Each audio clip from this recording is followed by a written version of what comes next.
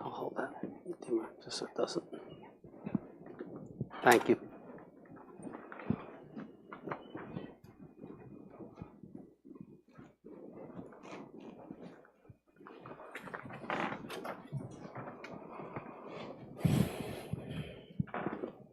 Ready to go?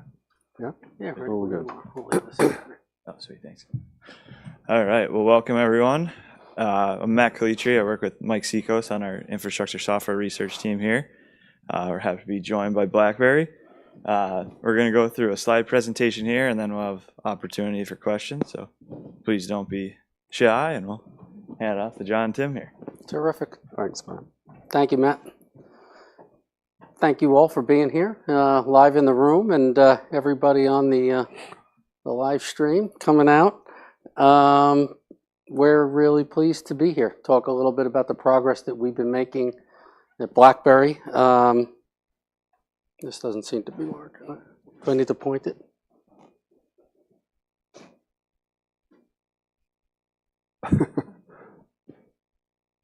Oh, there we go.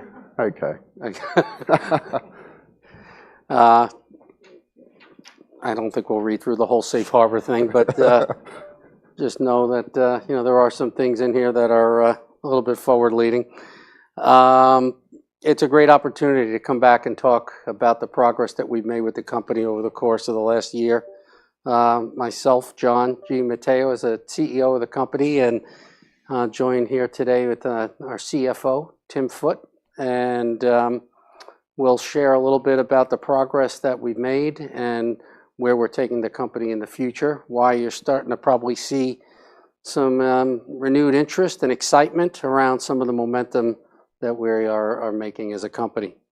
Real quickly, 5 things we think about as it's a bit of a, from a new year standpoint.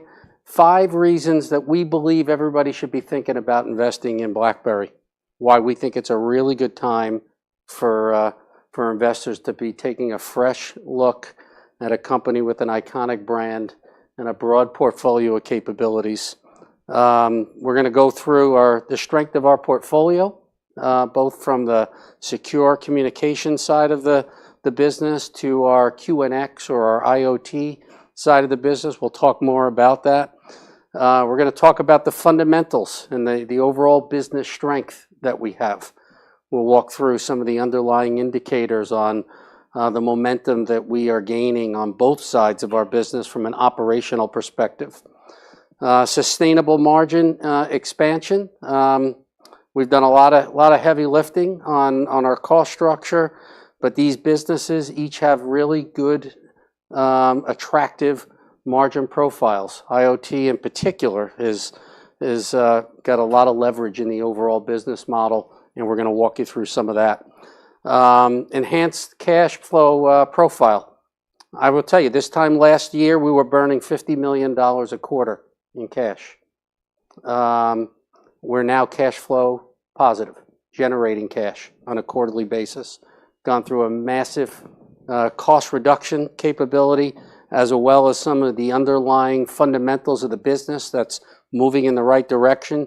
You combine a $150 million cost reduction with increase on the revenue side, and very quickly we've gotten ourselves back to profitability. We got ourselves back to generating cash, and we're excited about where we're going to be taking it in the future.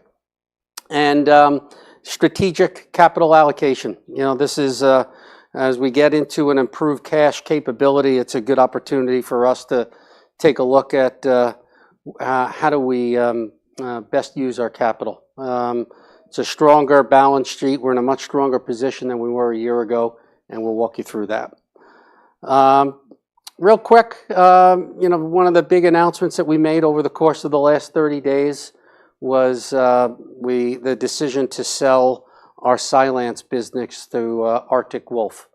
We think it was a great opportunity both for them and for us. It strengthens their portfolio. It improves our financial profile. One of the, you know, kind of the headlines that we shared in our investor conference back in October was that in the security business, we had three legs of the stool that were generating profit: our UEM business, our ad hoc business, and our SecuSmart business. The Cylance business did not really have the scale that you need to generate profit, and the investment that it would have taken to actually generate that scale is just not something we felt the capital and the payback and the ROI would have warranted. As a result, we pursued the opportunity to sell off that business to somebody where it adds to their scale, it adds to their core mission of what they're trying to do. So that has really helped us from a overall financial perspective. You'll see improve the financials of the company significantly as we go moving forward. So that's a little bit of the rationale, is, you know, strengthening our portfolio, focusing on the secure communications, improving the financial profile, shoring up our balance sheet. Our balance sheet is in a much stronger position than we were this time last year. And, you know, we're on the verge of closing that deal with $160 million of cash, 5.5 million shares of Arctic Wolf. This is a company that, you know, knock on wood, they're going to go IPO in the next year or two. So we think there's opportunities for that to turn into a really interesting investment. And at the same time, we're keeping our IP. We're keeping some of the tax losses that stays with BlackBerry. So those are other assets that we're excited about as part of this this business to really refine our portfolio within the security part. Strengthening the portfolio, I'll talk real quickly about the two elements of the business. QNX, it's a recognized brand leader, particularly in the automotive space, for software-defined safety mission-critical software. We're in over 230 million cars around the world. So when you think about QNX, think about the operating system of the car. You know, think about that with your PC. How Windows powers your PC, BlackBerry powers your car. And not only do we power it with the most mission critical safety types of capabilities that are out there in the marketplace. So that gives us a really strong defensive moat. We've got a design wins with basically every major OEM manufacturer around the world.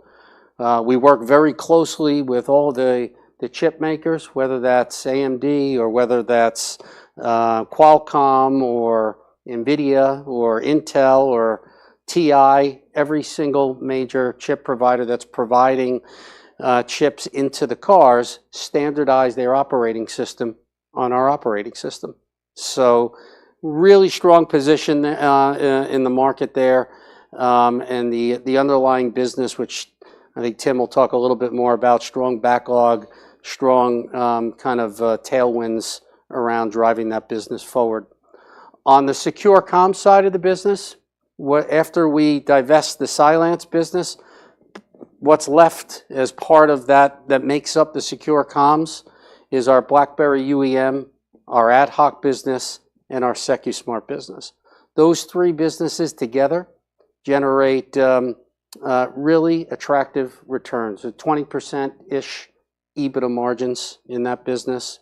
Good margin, good cash generation, and we're able to use that cash to be able to invest in other parts of the business. So when you think of the overall portfolio of BlackBerry, we've got a thriving QNX business that's driving really good growth and really healthy margins.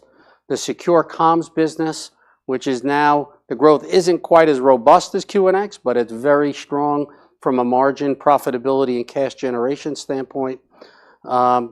This is the new BlackBerry. Profitable, generating cash, investing in our future. Overall, improving fundamentals within our business.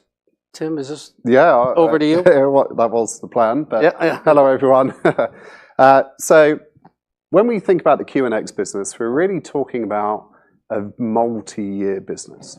So when we get a design win, we're looking to generate revenue from that design for 2 or 3 years of design work, and then entering into production maybe for another 4 or 5 years as well.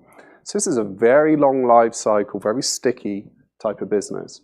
So when we look at the overall health of how this business is performing, the key metric for us is the royalty backlog. And this has been growing at a plus 30% CAGR over the last couple of years.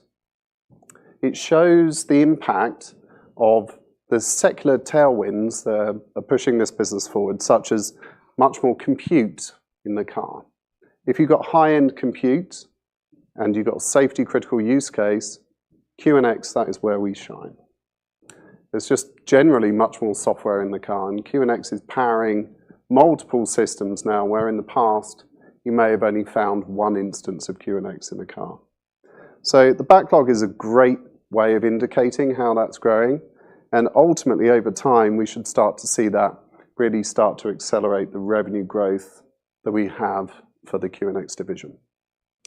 On the secure communications or cybersecurity, as was ex-Cylance, you can see that despite the fact we've taken out so much cost, the fundamentals of that business are really improving.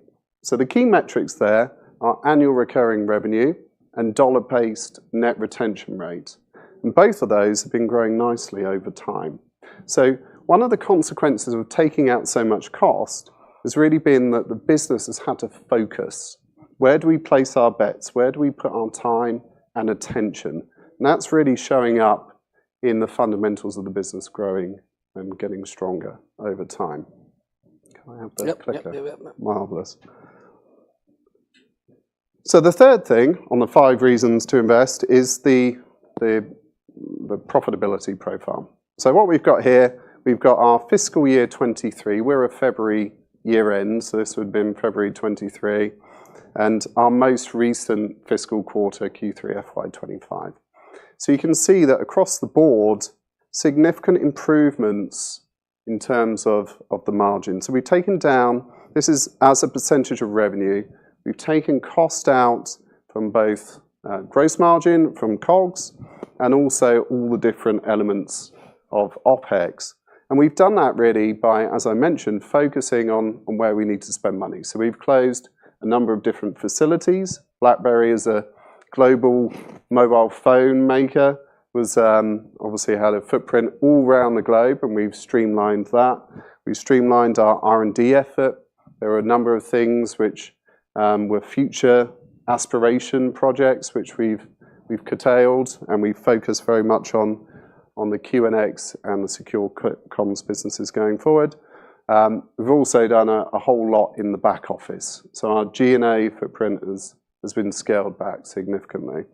So what you see is that we've pivoted from a negative operating income margin to, in Q3, a nice healthy margin at the total company level.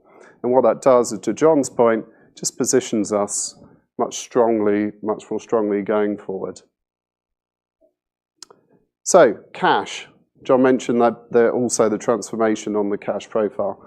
So in Q2 of FY24, we were burning 56 million in the quarter, which is obviously a significant issue for us. Through the takeout of costs, which was approximately, well, north of 135 million in a year, we've managed sequentially to improve cash flow pretty much every quarter. And now in our last quarter, Q3, we managed to deliver the first positive operating cash flow number for 3 years. So significant transformation, and places us in a much stronger position than we've been in for quite some time. If we look at the balance sheet, the dark blue line shows our gross debt. So early in the January, well, it was about a year ago today, we reduced our gross debt by approximately 165 million and issued some new long-term convertible debt. So we've got 200 million of gross debt, but we now have net cash, which after the closing of this Cylance deal will be well north of $80 million. So we feel in a very strong position from a balance sheet perspective to be able to deploy capital to where we think we can get the best return. So we have 3 components driving revenue. We have our QNX division, which is a very strong business with very strong secular tailwinds behind it. We've got the secure communications, which now, ex-Cylance, is a very robust, profitable business with, whilst not growing at an extraordinary rate, is still growing and is delivering solid EBITDA. And then finally, the third leg of the stool, which we don't talk about very often, but is an upside to the story, is our licensing business. So BlackBerry is around about 40 years old and has generated a lot of patents over those 40 years, particularly around some of the mobile device areas, so things like messaging and networking and such. At the moment, we're generating a modest amount of income, but we did do a deal with a third party just over a year ago, which could present some significant upside potential for the business, as we have a profit share, which could gross up to 700 million. So we have 3 legs of the stool, and all of them now are contributing positive EBITDA to BlackBerry.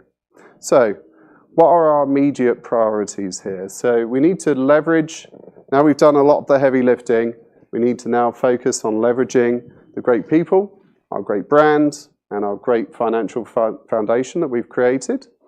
And we're going to prioritize. So in the past, we put a lot of focus on our Cylance business. A lot of time and resources went into Cylance. Now with the divestiture, we can focus on our growthier parts of the business, in particular the QNX side of things, which is going to be the primary focus for BlackBerry going forward. But we're not done. We're not done with the cost reduction efforts. We will continue to streamline wherever we can. And as we build out our annual operating plan right now, we continue to seek out cost savings in addition to what we've already achieved. And beyond that, one of the nice things now about being in this position is quite often we get a question in investor meetings, well, what are you going to do with your cash? People weren't asking that a year ago, but it's a nice problem to have.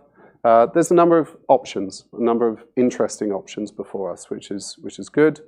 And we'll talk with the board, but there are a couple of compelling things that stand out. Potential for share buybacks is something to consider. And equally, our QNX business, whilst it's very much a leader in the automotive space, there are adjacent verticals like medical, industrial automation and beyond, where we could lean in harder. So potential for some tuck-in M&A over time where it makes sense. So I'm going to hand back now to you, John. Yep. Can you just conclude? So coming back to where we started from, around the 5 real reasons that take a good, fresh look at BlackBerry.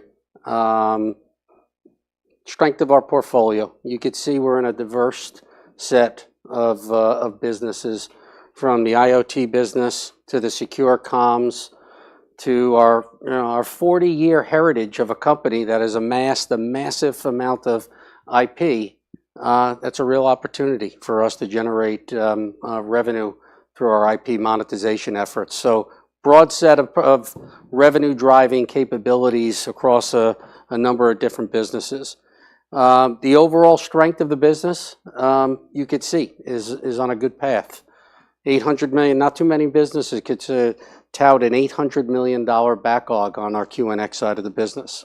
That's all revenue that's going to roll through the P&L at near 100% margins over the course of the next 5, 7, 10 years. It's a great asset for us to have as far as the QNX business. Tim talked about our ARR and our DB at a time where we reduced cost dramatically. Our actual DBNRR went from 90% to 95%. Our ARR drove up to 215 million. So the underlying fundamentals of both of those core businesses, at the same time that we're really rationalizing our cost structure, are moving in the right direction. That's creating sustainable margin expansion. So when we think about leveraging the business model, every incremental dollar that goes to the top line, now with all the work that we've done, a lot of that's going to drive right to the bottom line. So we're really going to start to see an acceleration of EBITDA and cash generation as we continue to move forward. I will tell you, this time last year, from a cash flow perspective, we were burning some cash. We're looking at the balance sheet, and we were a little didn't like what we saw. So we raised some money. We addressed the problems, the core issues that we have. Now we're generating cash. We have a rock solid balance sheet. Honestly, we're now starting to ask the question, well, what are we going to do with our cash? It's actually a much better conversation to be having than where we were at this point last year. And that's really more around the strategic capital allocation. We're going to be blessed with a good, strong balance sheet, 3 businesses, if you count the IP, that are generating cash. We're going to take a look now at what's the best way to allocate that capital to get the best possible return that we can for our investors. So in summary, a lot of people, when you talk about BlackBerry, quite often we get the BlackBerry, are you guys, what are you doing? Are you still around? And we're here to tell you we're still around. We're doing a lot of great things. We're powering 235 million cars around the world. We actually provide protection to the top G7 countries around the world. Governments are our largest customers on the secure comms side of the business. Regulated big banks continue to use our software. So when you think of everybody that's using it, it's another kind of data point. So while security, trust, and innovation, which is what BlackBerry was built upon, while that doesn't necessarily manifest itself in a device that you hold in the palm of your hand, it's all these capabilities that we're providing to auto manufacturers, governments, regulated entities, and other enterprises around the world. So it's been a long journey, 40-year journey. We have a proud heritage of Canadian technology that we bring to the markets all around the world. and we couldn't be more excited about what lies ahead. So these 5 reasons, you know, probably didn't have as many reasons to talk to you about last year, but we did a lot of heavy lifting. We're moving in the right direction, and we think it's a great opportunity to take a fresh look at a great technology company. So with that, why don't we open it up for any Q&A. Matt, we'll let you do the honors. All right. Well, thanks so much. Very informative and great to hear about some of the changes and the resulting momentum. I have some questions on my end, but want to open up to the floor first, see if anything out there. All right, we'll get there. So obviously no shortage of news around the company between the Cylance sale and a number of QNX announcements last week. Maybe starting on Cylance, can you maybe expand on the rationale to divest it, and maybe specifically hitting on how the decision evolved from, I know in 2023 you were exploring a potential like spin-off IPO, and what happened to shelf that plan and to move forward the way you guys did? Yeah, I'll start and then Please, you jump in, Tim. In 2023, we did very publicly say, hey, we're going to take a look at our strategic alternatives on what's the best way to maximize shareholder value in 2020. And honestly, a lot of when we went through that process actually helped us with our strategy. Because as other companies took a look at the company and kicked the tires and got involved to see what we had, the feedback was like it's all blended together. You know, it's hard to get at, you know, what is going on, you know, at the company. There might have been somebody that was interested in QNX, but it was intertwined with, you know, the secure comms part of the business. So I think that's what led us to going down the path of setting the company up as 2 virtually autonomous business units. The IoT business, and these are people that are, you know, in technology that's dedicated 100% to just IoT, and now the secure comms business. So I think that exercise kind of enlightened us, educated us that we're maybe a little bit too complex or a little bit too confusing. The market can't really value us. What are you? Because it's too intertwined. So now this gives us, we have pro forma P&Ls that we share with the market on the secure comms business, on the IoT business. And I think that is what led us to, when we saw the Cylance within the cyber business, the Cylance business didn't have the scale. It was generating losses. It was burning cash.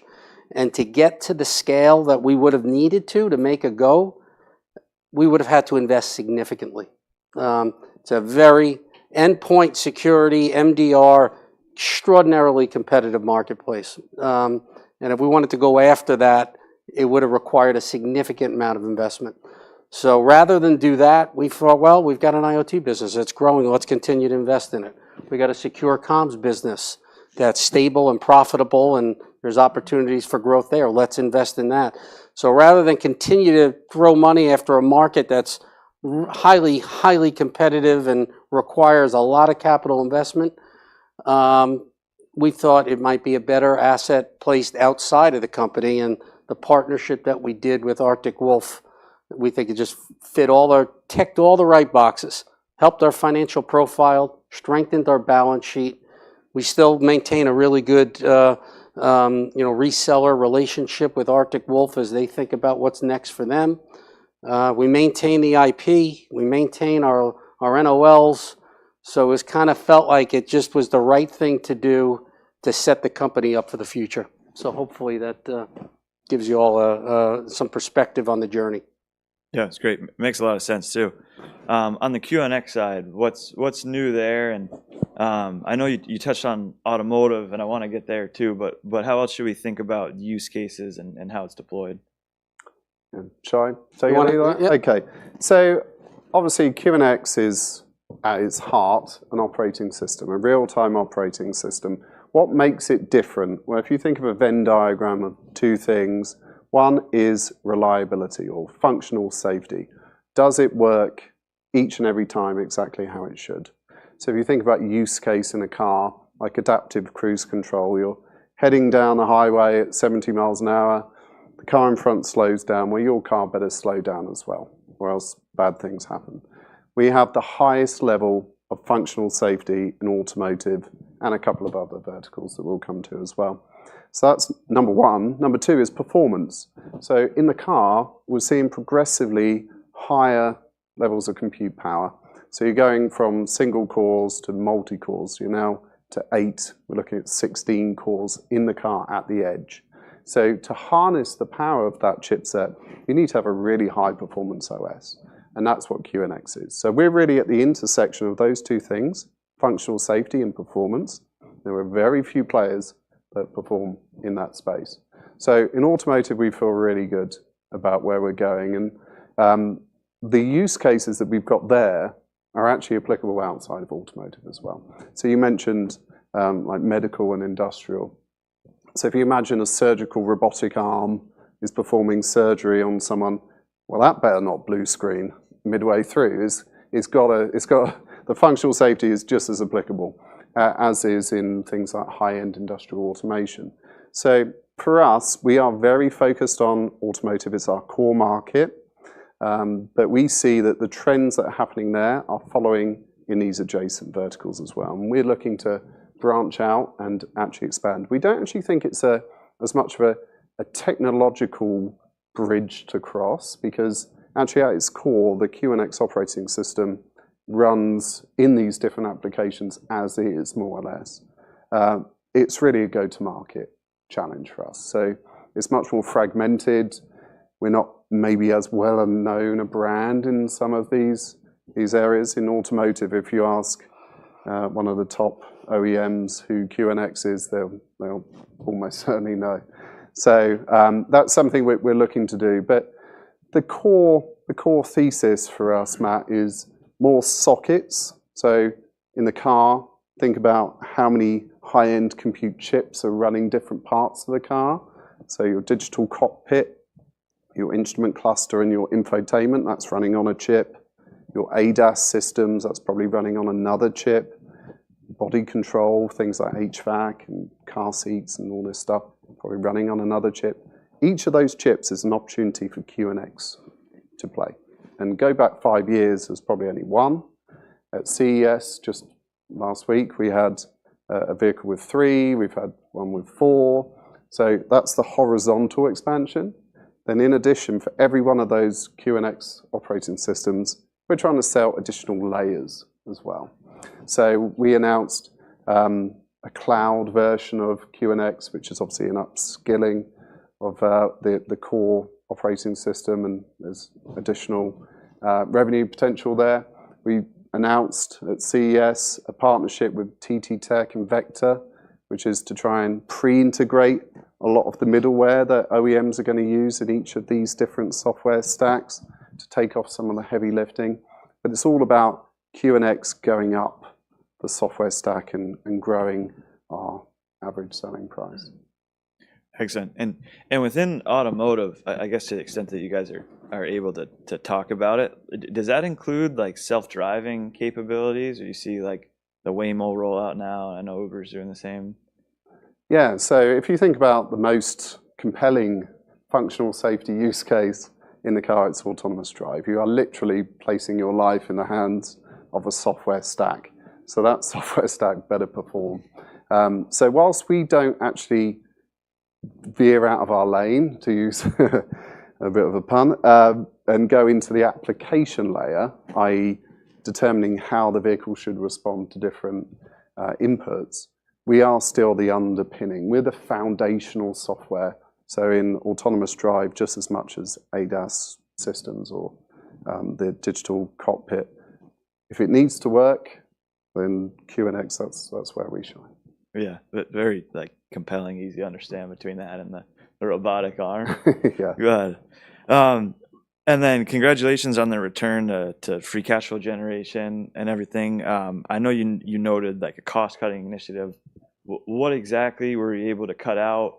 Where do you see margins going forward? And how does the Silence divestiture impact that? Yeah. On the When you think of, BlackBerry and like Tim mentioned, like the big company that we were, offices all over the place. So we had a multifaceted approach to reduce our cost structure. There was some facilities and offices that we naturally, rationalized. Over the years, we bought a number of different companies, and so we were doing, lab R&D in, labs all over the world. We narrowed that focus. Instead of doing it in, 12, 13, 14 different labs where we're doing R&D, narrow that down to 3 or 4 different places. So really just, hardcore focusing. When we said we're going to operate in 2 virtually autonomous business units, the secure comms and when you provide that kind of clarity, it's amazing what happens, because now when you ask, well, why are we spending that money? Does it support one of these 2 things? If it doesn't, you cut it. So we kind of took that approach of focus on these 2 business units, rationalize some of the big kind of infrastructure stuff that existed when we were a bigger company. And, that pretty quickly enabled us to narrow down the cash burn.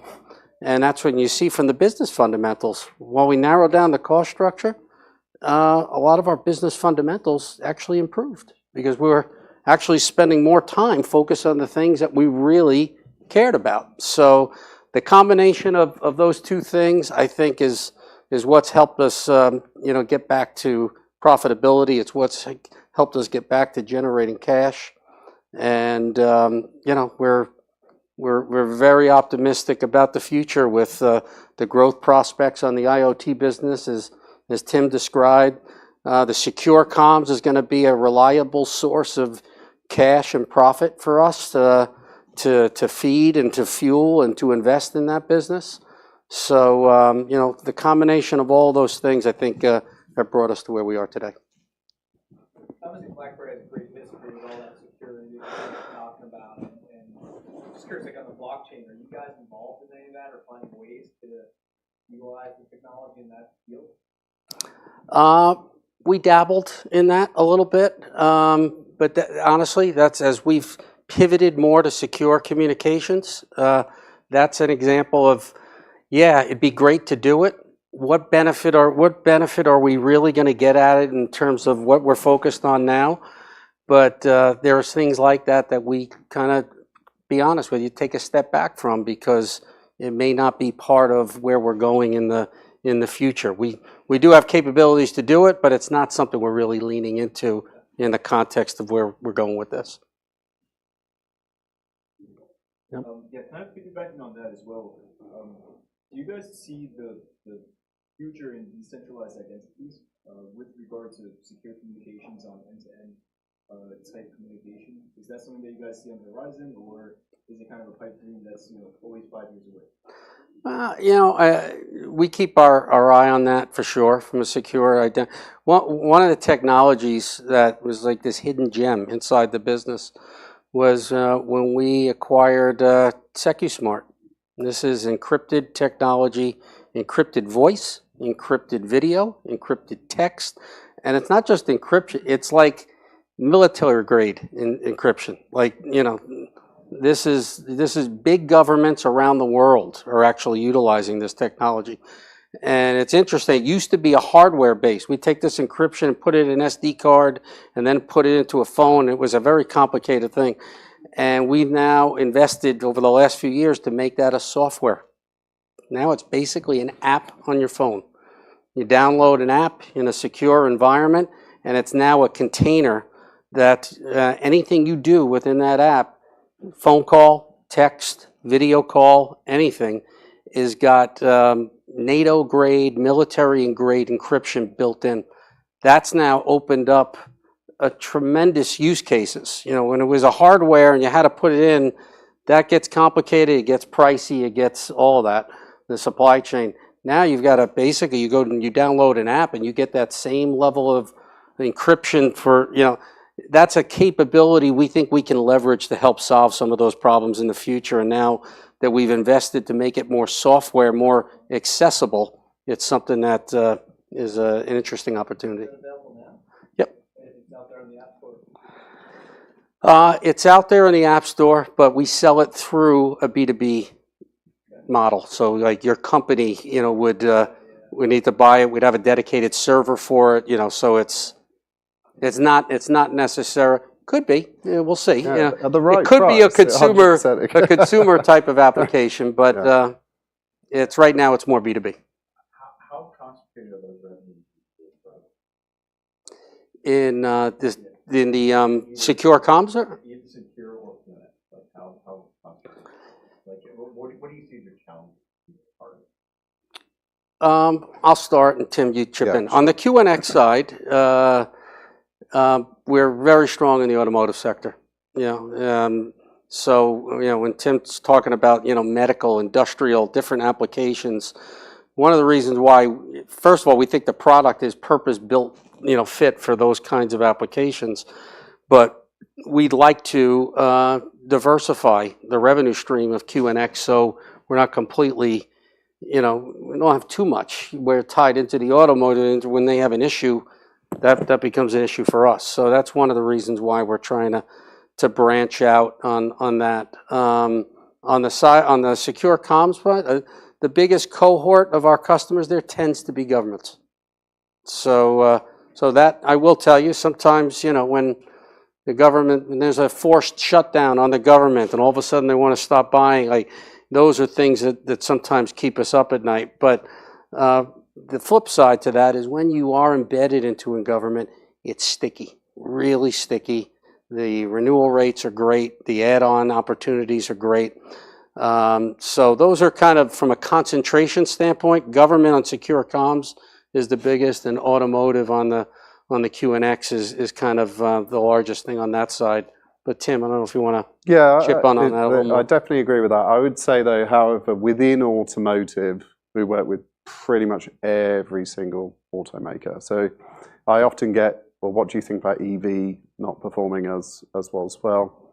EVs or internal combustion engine cars, they each have a digital cockpit, they each have ADAS systems. So if one's winning, one's losing, but there's QNX probably in all of them. So we sort of ride with the tide on that. So concentrated by vertical, but less so by individual customers. And with that, we're bumping up on time here. So John, Tim, thank you so much. Happy to connect anyone with the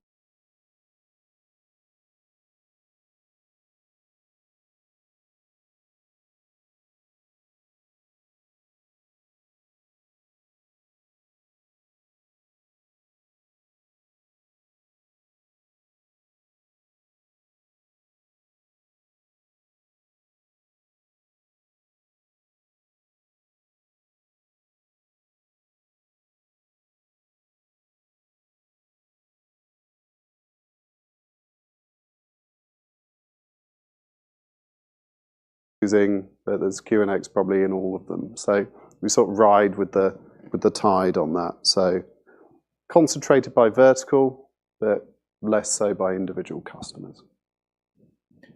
And with that, we're bumping up on time here. So John, Tim, thank you so much. Happy to connect anyone with the team if you have further questions. Thank you for joining us. All right, well. They each have a digital cockpit, they each have ADAS systems. So if one's winning, one's losing.